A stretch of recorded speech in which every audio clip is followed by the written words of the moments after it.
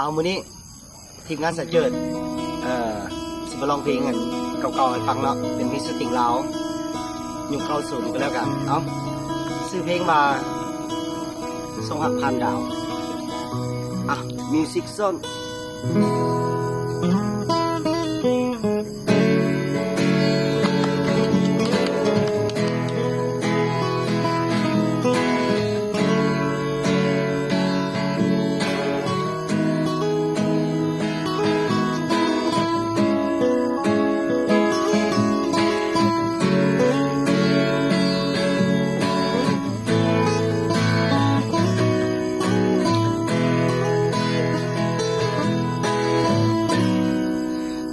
เกินจะอธิบาย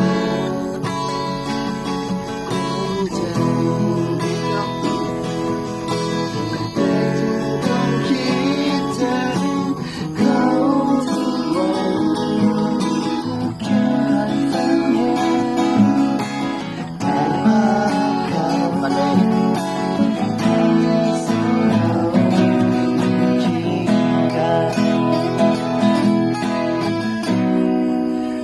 เขาเวลาที่ห่างกันสุดใจต้องมองหน้ากันมีคนสดใส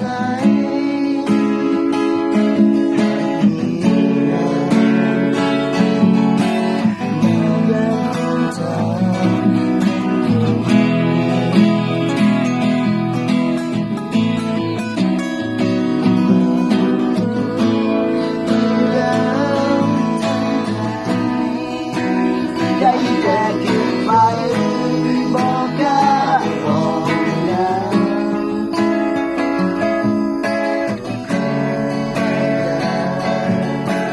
คืนนี้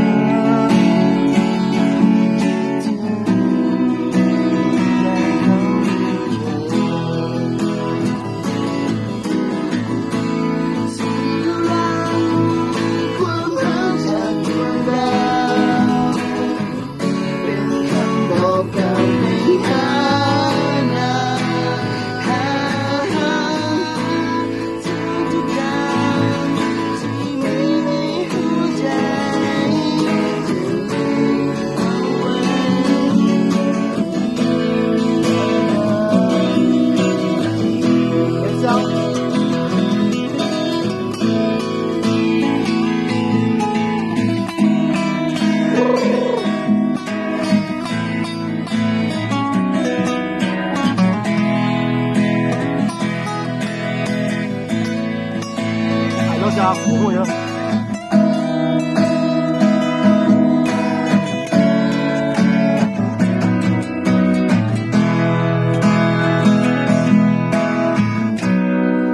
ห่วงเขาเวลาที่